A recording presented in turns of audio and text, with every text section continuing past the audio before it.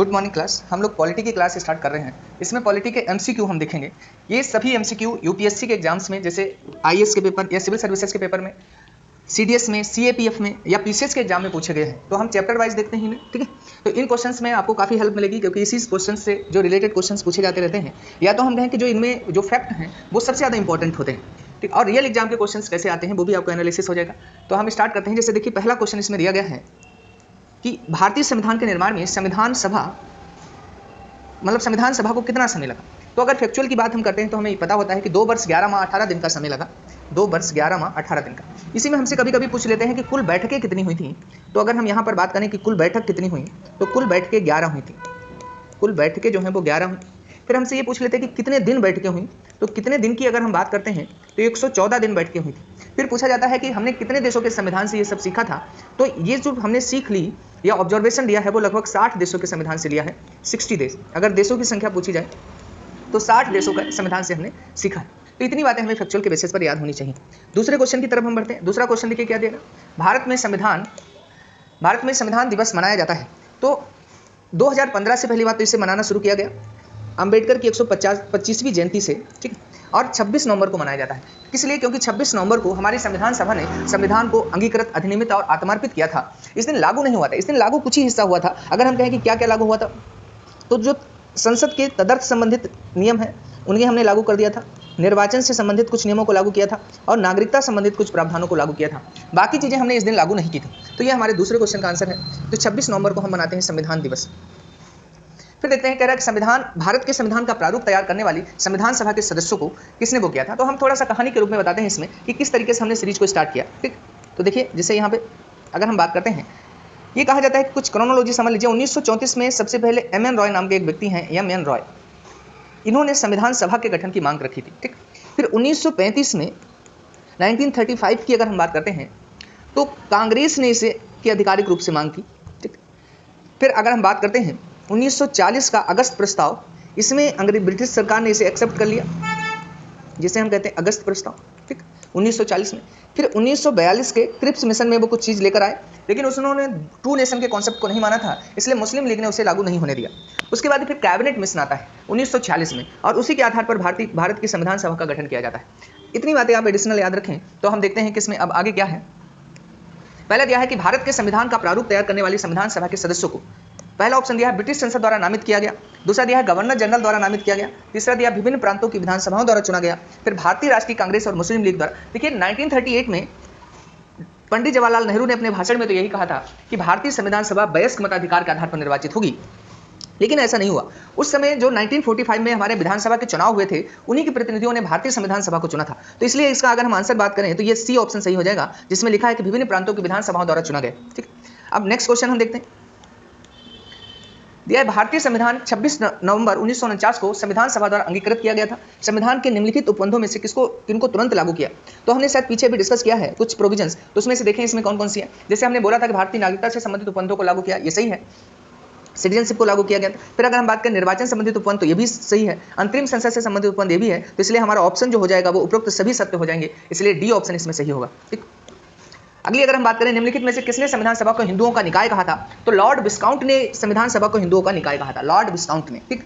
इसी में अगर कहें कि इसने एक चीज और बोली थी, इसने नहीं, विंस्टन चर्चिल ने कहा था कि संविधान सभा ने भारत के केवल एक बड़े समुदाय का प्रतिनिधित्व किया है।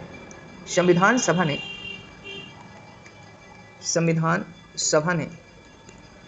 भारत के केवल एक बड़े समुदाय का प्रतिनिधित्व किया है, ठीक, ये बोला था। अगर हम उसके बाद देखें, ग्रेनविल ऑस्टिन ने क्या कहा था, संविधान सभा एक दलीय देश का एक दलीय निकाय है, ठीक। इसका अगर स्टेटमेंट की हम बात करें तो इसने क्या कहा था, संविधान सभा एक दलीय देश का एक दलीय निकाय है,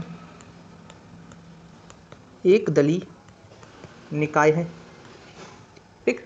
तो लॉर्ड विस्काउंट ने इसे हिंदुओं को निकाय कहा था। अब देखिए, इस स्टेटमेंट का मतलब समझिए, संविधान सभा ने भारत के केवल एक बड़े समुदाय का प्रतिनिधित्व किया है। इन लोगों का मानना था कि भारत में हिंदू जनसंख्या ज़्यादा रहती है तो हिंदुओं का ही प्रतिनिधित्व किया है, इस तरीके की बातें बोली हैं। दूसरे की अगर हम बात करें, इसमें कहा संविधान सभा जैसे कांग्रेस सबसे बड़ा दल था और उन्होंने कहा कि एक दलीय देश का एक दलीय निकाय, मतलब वो मानते थे कि मेन दल यहाँ कांग्रेस ही है और कांग्रेस ने ही कांग्रेस के अधिकतम प्रतिनिधि जो है वो संविधान सभा में है, जबकि वास्तविक ऐसा नहीं था। बहुत से जैसे मुस्लिम लीग के 73 है, अन्य पार्टियों से भी एक दो प्रतिनिधि आए थे। हाँ, ये बात सच है कि मैक्सिमम प्रतिनिधि जो थे वो कांग्रेस से थे।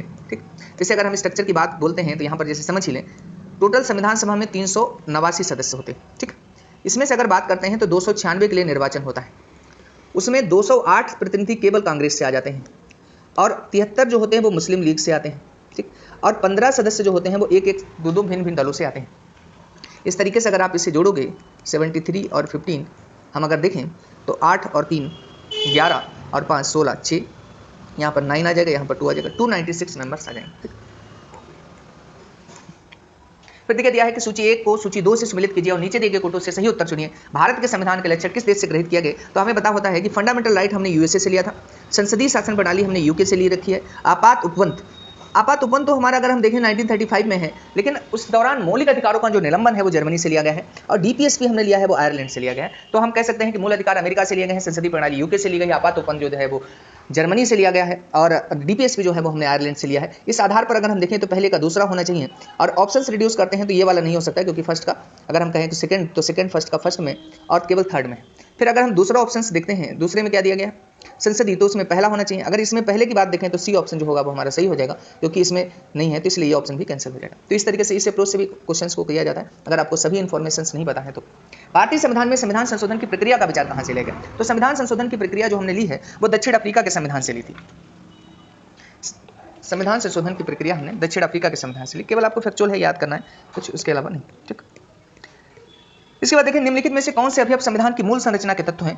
तो मूल संरचना देखिए केशवानंद मामला जो आया था 1973 में, उन्होंने 24वें संविधान संशोधन के विरुद्ध ये फैसला दिया था और ये कहा था कि 24वें संविधान संशोधन में ये कह दिया गया कि पार्लियामेंट कहीं भी संशोधन कर सकती है, तो या हम कहें मौलिक अधिकारों में संशोधन कर सकती है, इस तरह के प्रोविजंस को लागू किया गया था। तो उसके खिलाफ फिर केशवानंद मामले में एक जजमेंट आता है, केशवानंद जो 1973 का मामला है। इसमें एक बेसिक स्ट्रक्चर का कॉन्सेप्ट दिया गया जिसे हम कह देते हैं संविधान की मूल संरचना। इसे जो परिभाषित करता है,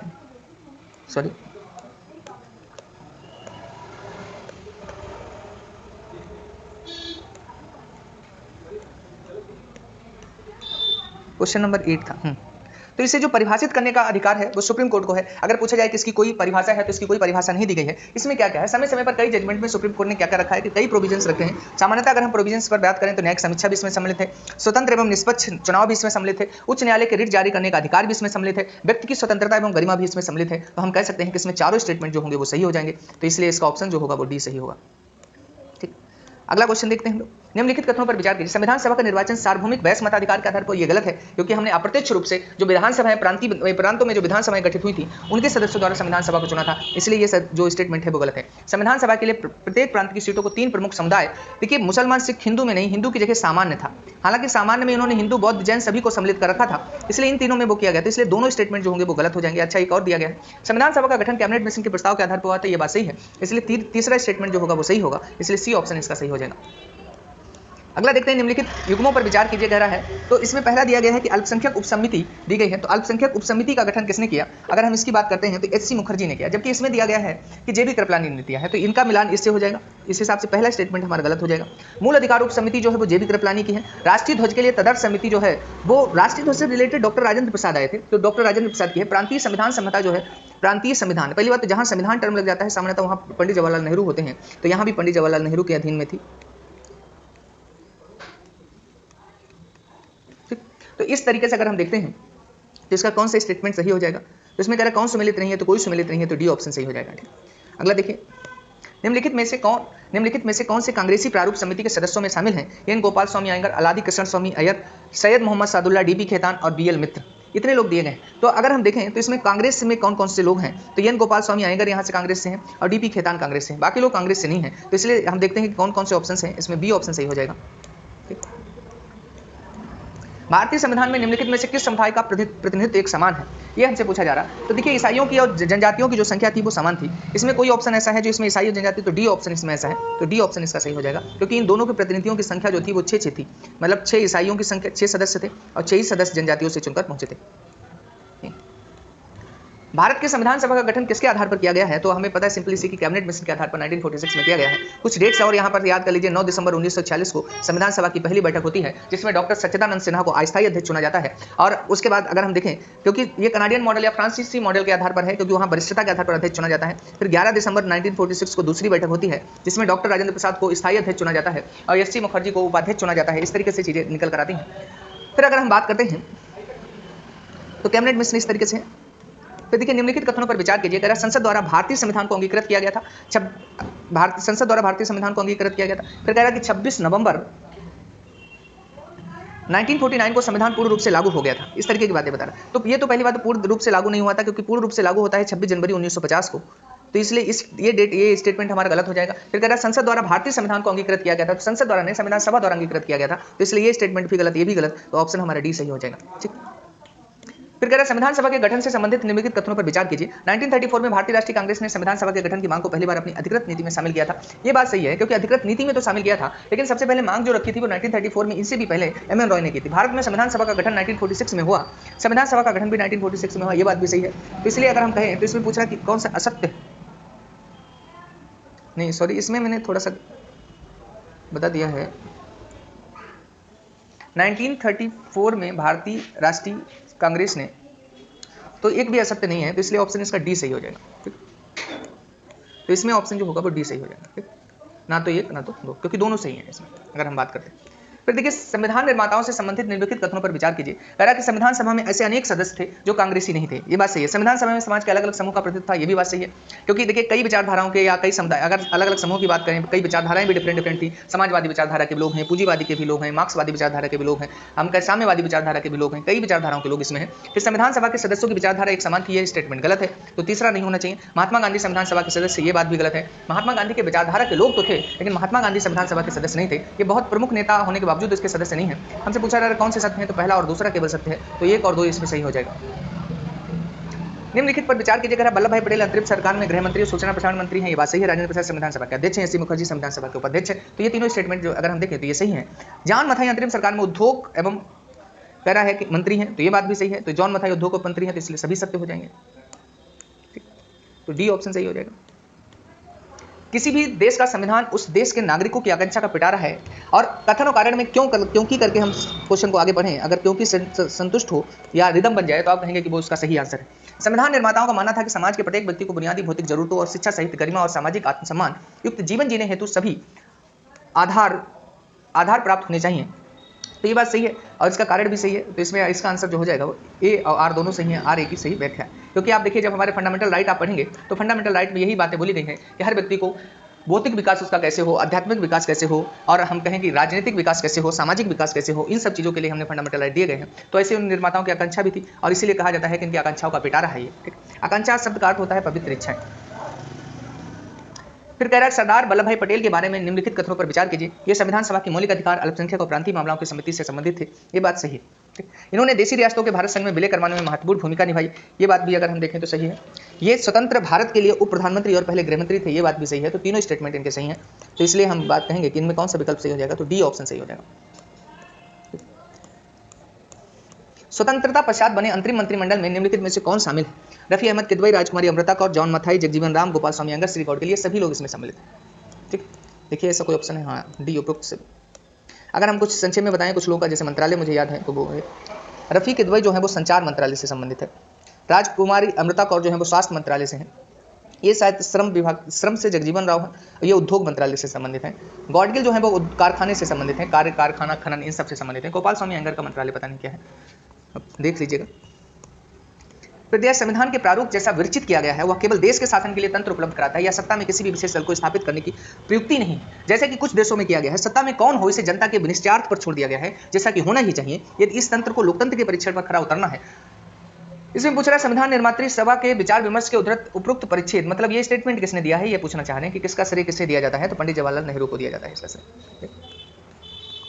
संविधान सभा द्वारा अंगीकृत उद्देश्य के संबंध में निम्नलिखित कथनों में कौन से सही है? उद्देश्य के कथन ने अपने सभी उत्तरवर्ती चरणों से संविधान के रूप निर्माण को अनुप्रमाणित किया है। सही है। केवल एक प्रस्ताव भर ही नहीं था बल्कि एक घोषणा था, एक दृढ़ संकल्प था, एक प्रतिज्ञा थी।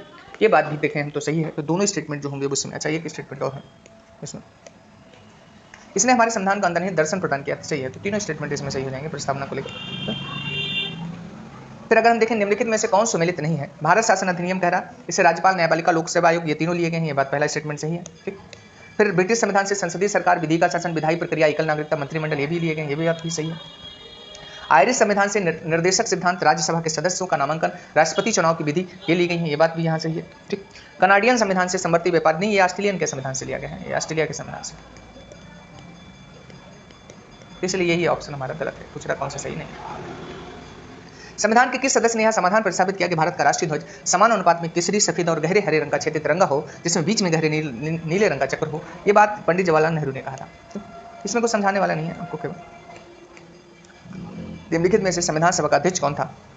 पीछे जिक्र कर चुके हैं कि डॉक्टर राजेंद्र प्रसाद संविधान सभा के अध्यक्ष थे। तो इसमें हम 25 क्वेश्चन ही रखते हैं। ठीक है, हम कोशिश करेंगे कि डेली 50 क्वेश्चन आपको रिवाइज कराएं। इन क्वेश्चंस को जरूर करिएगा, ये प्रीवियस ईयर के क्वेश्चंस हैं, इनसे आपको बहुत फायदा मिलेगा। ठीक है, और सब सिलेक्टिव क्वेश्चंस हैं काफ़ी। अच्छा, आगे कुछ कॉन्सेप्चुअल क्वेश्चन भी मिलेंगे तो हम उन्हें डिटेल में समझाने की कोशिश करेंगे। तो आज इतना ही।